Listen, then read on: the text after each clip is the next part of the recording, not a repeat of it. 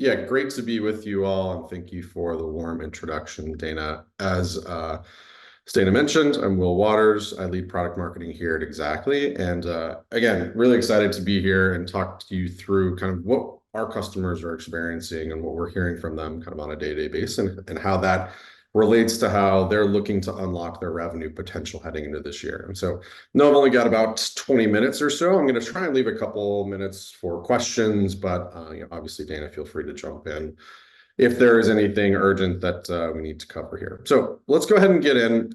As I mentioned, I think it's helpful to kind of set the stage and really highlight a few things that we're hearing from our customers as they look about this kind of sales transformation, revenue transformation journey. And so what we find is the three common themes around things that are challenges that they're experiencing and maybe some inhibitors to reaching that revenue potential are really bucketed into three kind of different ways. So number one, obviously, is market turbulence. So, even dating back to the COVID pandemic, interest rate hikes, supply chain issues, we're kind of consistently seeing that there's this ever-changing macroeconomic climate that's impacting how businesses need to operate, how they need to shift and navigate between the different market forces that are kind of impacting their day-to-day. Obviously, from this conference, we've heard a lot about AI. And so this concept of technology advancement, so how rapidly technology is changing and how we need to be able to deploy that technology, how we need to be able to use it in our day-to-day is certainly something that is very top of mind in how they're trying to kind of figure out their strategies and align their strategies with those technologies. And then third is this concept of organizational focus. So as we've kind of seen, throughout the last few years, there is this kind of concept of this balance between growth and profitability. So is it a growth at all costs kind of strategy, or is it a bit more scaled, a little bit more focused around, hey, we need to be thinking about margins. We need to think about go-to-market efficiencies a bit more. We need to be a little bit more hyper-focused around how we can be more profitable. But ultimately, what does that mean from a sales organization's perspective? So if we're seeing those market forces making it challenging for us to reach our revenue potential, what do we actually need to be able to unlock that revenue potential? And so when we talk to our customers and we talk to our sales leaders that we work with, it's really the three things that they need and what they're telling us that they want more of in order to be successful. So the first is solutioning that promotes this business agility. So I think we ended the last session around, does the platform that you have, can it be aligned with your sales methodology? Can it be aligned with your go-to-market model? Can it be aligned with the activities that that your teams need to be successful? So you need that agility to be able to not only meet your unique needs, but also meet the needs as it is impacted by the market and what your buyers are telling you. The second thing is, again, probably a pretty consistent theme for this particular conference is how do I more intentionally deploy AI? So how do I use AI, again, as we heard in the previous session around conversations? How do I use AI from a sales execution, sales engagement perspective? So that is something that we, continuously hear about from our sales leaders is how do we want to be able to, again, be as intentional as possible with this AI to maximize performance and efficiency? And then the third thing I think, which is particularly critical, is as we think about how challenging it can be to balance that profitability and growth, is that connective tissue between chief revenue officers and sales leaders and the CFOs and the Office of Finance. So how can we foster that collaboration? How can we foster those relationships to help us, achieve our shared goals as we move forward? So again, as we think about the challenges that our customers are telling us about, here's the kind of solutioning that we're feeling that they're telling us that they need. And ultimately, what does that result in? When we talk to these leading organizations that are able to navigate those challenges, that are kind of deploying solutions in this way, we think about it from more of a kind of holistic revenue lifecycle perspective. So it's not linear, it's actually this continuous process that involves all of these key mechanisms within your revenue ecosystem that are going to help you be as successful as possible. And that really starts with the planning phase. And so how am I defining the resource allocation, so the resources that I need in order to facilitate and achieve the success that I want to see from a go-to-market strategy standpoint? Then it comes to, okay, how am I designing the incentives component of that plan? And so how can I model out the financial returns that I'm seeing from those types of investments from a go-to-market perspective? So are those things aligned? And then once we've planned, once we've designed, now that as we kind of deploy those solutions and we deploy the plans and the things that we've modeled, how do I effectively govern those changes? So as we mentioned around kind of macroeconomic shifts, go-to-market shifts, we're asked to be able to pivot quickly in many, many different ways. And so how do I effectively govern those changes that we know inherently will come up throughout the course of the year?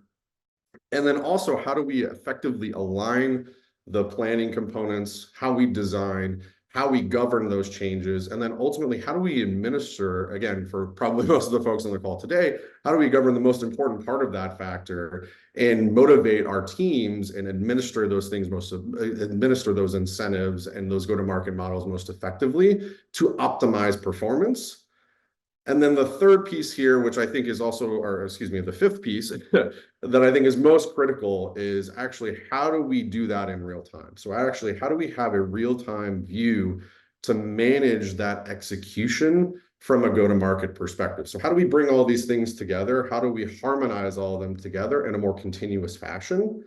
And then, oh, by the way, again, very consistent theme, how do I intentionally deploy AI to maximize the efficiency across all these processes? And again, to make sure that they're working and operating in harmony. So again, this is really when we talk to companies that feel like they're doing a very good job and they're really doing some cutting edge and innovative work around this space. This is in general how they're thinking about the revenue ecosystem. So obviously the execution and the administrative incentives is critical because we're looking at real-time capabilities and we're understanding and identifying how we can effectively motivate our teams.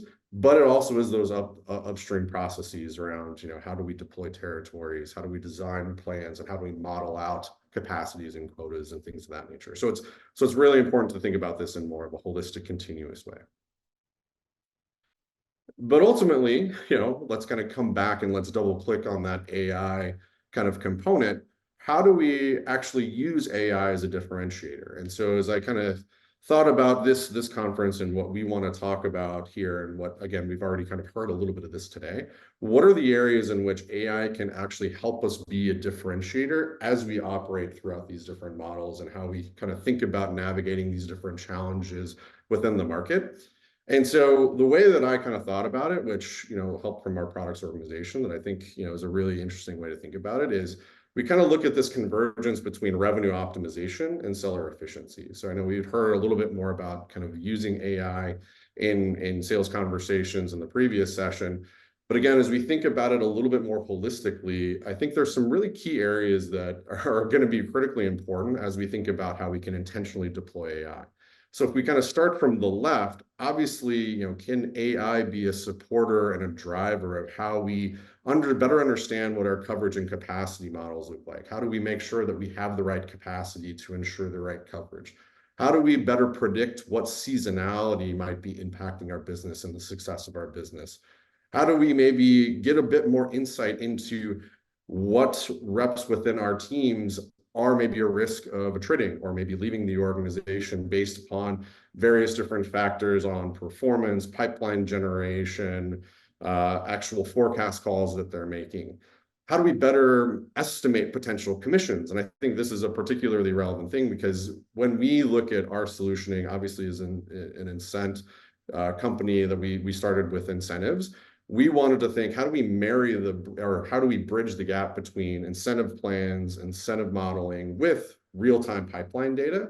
And so as we think about that, being able to say, here is my real-time pipeline view, but then also being able to marry that with incentive plans and get an output that tells me, hey, this is what a potential commission could be on this particular deal or at the aggregate level, I think is a really important factor that AI can also support in driving the motivation and also giving us a better understanding, again, of that balance between what's the potential cost of my go-to-market and what the potential cost of my plans with what is actually happening in real time. And so I think that that's a really exciting kind of advancement that we're seeing a lot of companies work with today.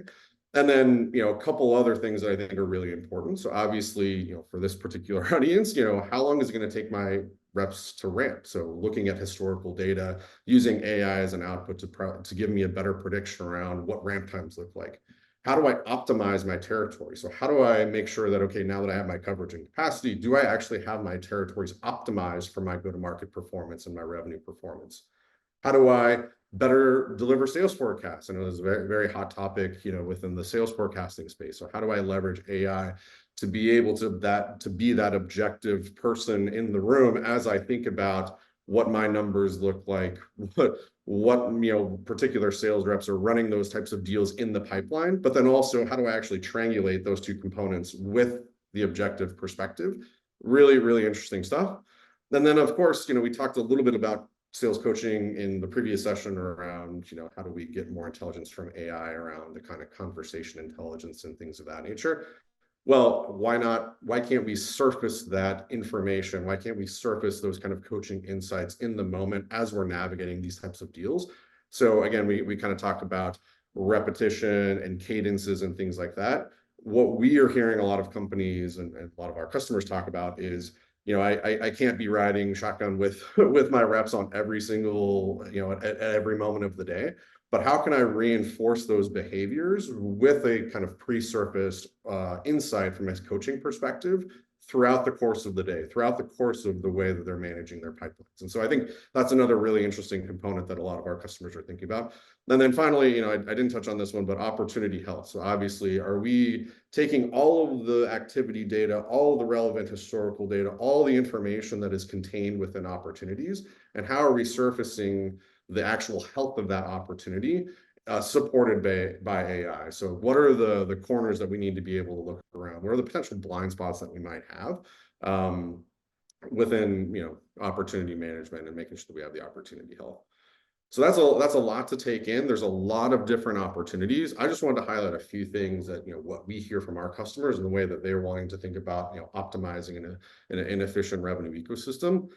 And then, oh, by the way, like we haven't even gotten to the generative AI component. So what can generative AI and where can generative AI be a factor in all of our day-to-day operations? And so when we think about it, and some of these, may not on the surface look particularly relevant to a sales leader or CRO, but in actuality, when the teams that we're working with behind the scenes, these are the solutions that they need to better support your organizations. And so when we think about solution configuration and plan generation, again, those aren't things that maybe come particularly to mind to some in the sales realm, but also when we work with RevOps teams, when we work with compensation teams, the faster that we can generate those capabilities, the faster that we can include historical data and future predictions around what is optimized in those arenas.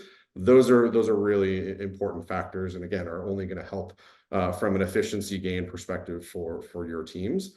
And then the other three, I think, should be pretty self-explanatory. We're already seeing some of that come about today. So obviously, the chatbot component is pretty prevalent today.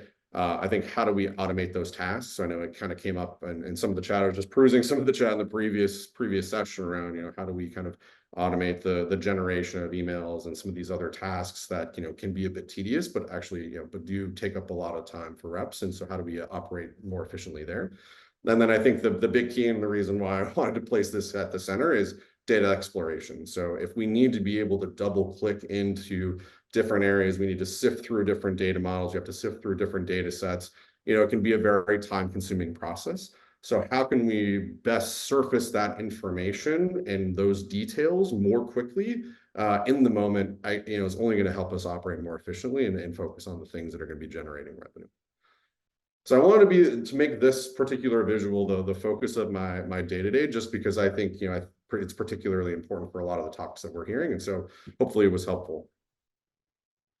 And I'll just finish here, with a quick plug for Xactly. And so as we've kind of consumed all of the feedback from customers, as we've kind of talked to sales leaders, CFOs, heads of RevOps, heads of comp, throughout the past few years, what we found is that ultimately the best way to execute on all of those different items is to come with an intelligent revenue platform. And so that means the ability to combine prepackaged but extensible solutions with the underpinning of advanced data and AI. And so at Xactly, we have 18 plus years of pay and performance data at our disposal. And as we think about AI, I guess a bit more holistically, many of the customers, many of the analysts, and many of the different folks in the community that we talk to are recognizing the fact that, AI can be a huge accelerant to a lot of different operations, a lot of efficiency gains.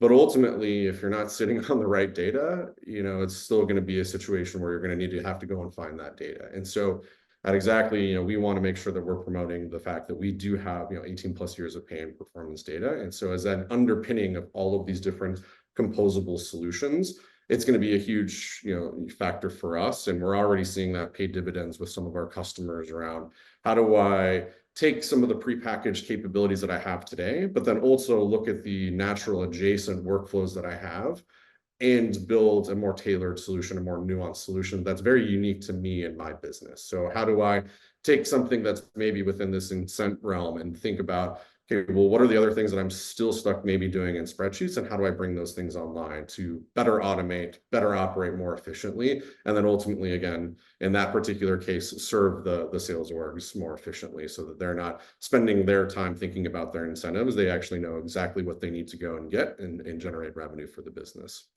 And so I'll just kind of finish up here in saying, I really appreciate the opportunity to speak with you today. I think we're at a really exciting time from an Xactly perspective, but also, want to make sure that, I wanted to highlight a lot of the things and similar kind of challenges that our customers are facing and maybe give a little bit of thought to how they're navigating those challenges. So I'll again finish here, and then I wanted to leave just a couple minutes for any questions. If you do want to learn more, obviously you can find us on LinkedIn. You can reach out to me directly. I'd love to connect with you all, or there's more information available on xactlycorp.com. So again, really appreciate your time, and thanks for listening to a product marketing guy talk for a few minutes. Yeah, really enjoyed it. Well, it was great, Will. And we did have a question or two come in. So let me serve the first one up for you. Chatbots. The idea here is that they're more frustrating than helpful. Do you have a perspective on how best to address that? Yeah. So yeah, I could totally appreciate the sentiment. I think we've all been on maybe an airline website or two. Sorry for the airline folks out there where they're trying to get an answer when a flight's delayed, and it could be a bit frustrating. So I would probably think a little bit more differently about the question first. So like, how are we actually trying to deploy these chatbots? So like, what is our end goal from deploying those chatbots? So is it to, surface details on a deal? Is it to simply send information on a website and send more targeted information on the website? And so I think more often than not, and this maybe is a little bit more of the theme of the AI conversation, I think, is that, just in a silo, a chatbot can be frustrating. But if it's deployed intentionally and it's deployed with a clear end goal in mind, that's, I think, when we see a lot of value and a lot of, advancements and a lot of efficiency gains, I should say, from that perspective. So, but yeah, appreciate the question. And I would say, do you have any thoughts in terms of how to, with so much technology available and, digging into, I wrote it down here, you had a optimization, efficacy, alignment, solution configuration, that can sometimes make senior leaders, CEOs, COOs, it can make them glaze over a little bit. Yeah. Given the fact that, there's this pressure to sort of conserve investment and, people can lose focus when you start throwing those terms around. How do you best define the value? If you're somebody who wants to advocate for taking on this work, you see what's coming in terms of AI. How can we best advocate, at the C-suite level for something like this? Yeah, absolutely. I mean, it's a great question. And yeah, I appreciate you bringing that, because I do want to double click on that, because I think the intent of showing those things is actually the efficiency that can be gained in those areas with AI. And so again, as we think about solution configuration, it's okay, like, let's go put a team on it. So we have this solution, but we need to go and we need to deploy a more tailored solution. We need to build something, whatever the scenario may be. With the use of artificial intelligence in different and various ways, specifically around generative AI, we're actually seeing that the amount of people that need to be involved, or the amount of time that it would take to configure that solution, is being reduced. And so we want to double click in on that specific piece. And so thank you. I mean, I appreciate you bringing that up. I would think about it, because I know we're at time. I would think about it more of, when you think about that kind of lower box, what are the efficiency gains that I can receive from generative AI in those areas? And so That's kind of how I would think about it, is we're already seeing efficiency gains along all of those fronts from a generative AI perspective.